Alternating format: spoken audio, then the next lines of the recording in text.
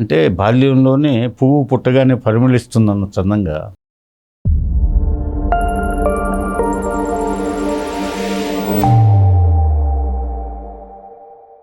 నమస్తే, welcome to think Andhra.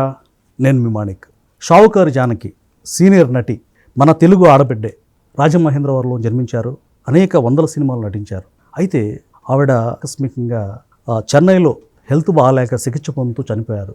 అసలు ఆవిడ ఎలాంటి వ్యక్తిత్వం కలిగి ఉన్నారు, ఆమె సినిమాలు సమాజంలో ఎలాంటి చర్చకు దారితీశాయి, లేకపోతే సాంఘిక జీవన విధానంలో ఎలాంటి పాత్రలు ఆమె పోషించారు, ఇలాంటి అన్ని విషయాలు మనతో డిస్కస్ చేయడానికి మనతో పాటు ఉన్నారు రాజకీయ సామాజిక విశ్లేషకులు, సీనియర్ టీడీపీ నాయకులు కంచర్ల విజయభాస్కర్ గారు మనతో ఉన్నారు.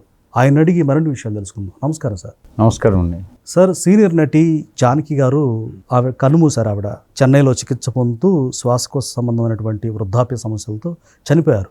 ఆవిడ మన తెలుగు సినిమాల్లో, అంటే హిందీ సినిమాల్లో కూడా కొద్దిగా నటించారు, మలయాళంలో కూడా నటించారు. తనకంటూ ఒక ప్రత్యేక ముద్రని ఆమె వేసుకున్నారు, మంచి సినిమాలు నటించారనేటువంటి మీలాంటి పెద్దలు చెప్తూ ఉంటారు. అసలేంటి ఆమె గురించి మీకు తెలిసిన అంశాలేంటి? ఆవిడ ఎలాంటి నటి అంటారు? ఆమెను మహానటిగా నేను చెప్పొచ్చు. పోతే 77 సంవత్సరాల క్రితం 1949లో రక్షరేఖ అనే చిత్రం ద్వారా ఆమె చలనచిత్ర రంగ ప్రవేశం చేసింది. అప్పటికే ఆమె రంగస్థల నటిగా రంగస్థలంలో అనేక సాంఘిక పాత్రలు పోషించారు.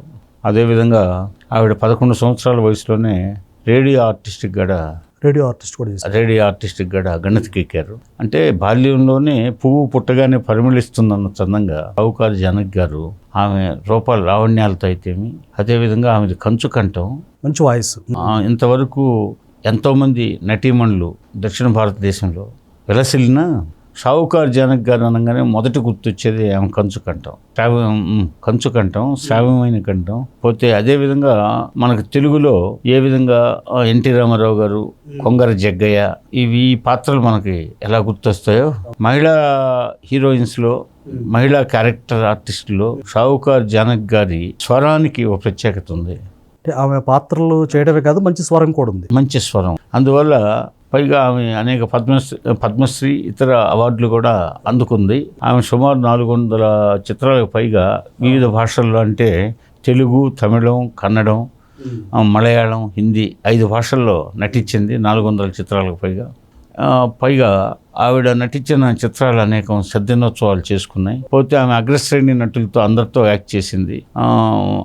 ఎన్టీఆర్ గారితో చేసింది, అదేవిధంగా ఏఎన్ఆర్ గారితో చేసింది. అట్లాగే తమిళంలో శివాజీ గణేశన్, నడిగర్ తిలకం శివాజీ గణేశన్ గారితో చేసింది. అదేవిధంగా ఎంజీఆర్ గారితో చేసింది. అట్లాగే కన్నడంలో రాజకుమార్ గారితో కూడా చేసింది.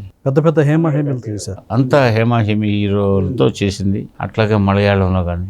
సార్, ఇంకోటి మన శిక్షణకు మారుపేరుగా అని చెప్పుకుంటారు. పైగా చక్కటి వాగ్దాటి, చక్కటి అభినయం, చక్కటి కళా కౌశల్యంతో, కంఠస్వరంతో ఆమె బాగా వినుతికెక్కారు. ఆమె ఓన్ సిస్టరే, ఆమె చెల్లెలే కృష్ణకుమారి. ఇది మరో నటి, పాతకాలపు నటి కృష్ణకుమారి గారు ఆవిడ సోదరే. అయితే వాళ్ళు రాజమండ్రిలో పెరిగిన వాళ్ళ తండ్రి గారు రైల్వే ఎంప్లాయ్ అనుకుంటా. అప్పుడు కలకత్తాలో కూడా ఉన్నారు. కలకత్తాలో కొంతకాలం ఉన్నారు. తర్వాత మెడ్రాస్కు మకాం మారింది. కొంతకాలం మద్రాసు, అట్లాగే పలు ప్రాంతాల్లో వాళ్ళు బెంగళూరులో కూడా ఉన్నట్టే గుర్తు. సరే, ఇప్పుడు ఆమె చనిపోయేటప్పటికి మోర్ దెన్ 90 years. పోతే ఆమె వృద్ధాప్య సమస్యలు ఎదుర్కొంటున్నారు. అదేవిధంగా శ్వాసకోశ సమస్యలు ఎదుర్కొంటా ఆ మహానటి మరణం అనేది యావత్ దక్షిణ భారతదేశాన్ని, ముఖ్యంగా సినీ ప్రపంచాన్ని ఈరోజు దిగ్భ్రమకు గురి చేసింది. సరే, పుట్టిన వాళ్ళంతా గట్టిగా తప్పదు అనే నానుడు ఉన్నా కానీ వారి జీవితంలో వారి యొక్క రంగంలో వారు రాణించిన విధానం, వారు ప్రజలను ఆకట్టుకున్న విధానం, వారి వ్యక్తిగత నడవడిక, వీటన్నిటిని పరిగణలోకి తీసుకొని పబ్లిక్ ఒక సదభిప్రాయం ఏర్పాటు చేసుకున్నప్పుడు, ఎవరికైతే పబ్లిక్ మీద మమకారం ఉంటుందో, ఎవరి మీద అయితే పబ్లిక్కి గౌరవం ఉంటుందో, వారు హఠాత్తుగా మరణించారనే వార్త వినంగానే శోకతప్త హృదయాలతో, చాలా బాధతో ఆ పాత సినిమాలని ఆయా భాషల్లో ఆయా ప్రేక్షకులు గుర్తు చేసుకొని ఎంతో విలపించే పరిస్థితి ఈరోజు. పోతే షావుకారు జానకి అంటేనే చాలా గొప్ప టాలెంటెడ్ ఆర్టిస్ట్ అనేది మదిలో మెదులుతుంది. కాబట్టి ఇన్ని సుగుణాలు ఉన్నటువంటి